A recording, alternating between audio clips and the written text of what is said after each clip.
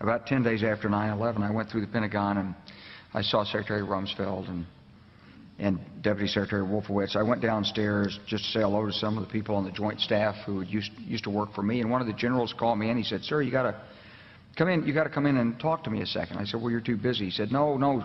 He says, "We've made the decision. We're going to war with Iraq." This was on or about the 20th of September. I said, "We're going to war with Iraq. Why?" He said, "I don't know."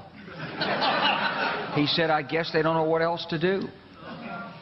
So I said, "Well, did they find some information connecting Saddam to Al-Qaeda?" He said, No. He says, "There's nothing new that way. They just made the decision to go to war with Iraq."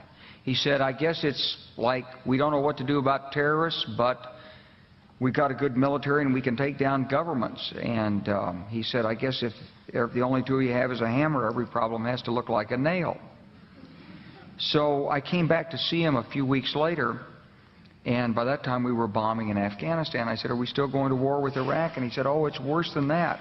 He said, he reached over on his desk, he picked up a piece of paper, and he said, I just got this down from upstairs," meaning the Secretary of Defense's office today, and he said, "This is a memo that describes how we're going to take out 7 countries in 5 years, starting with Iraq and then Syria, Lebanon, Libya, Somalia, Sudan, and finishing off Iran."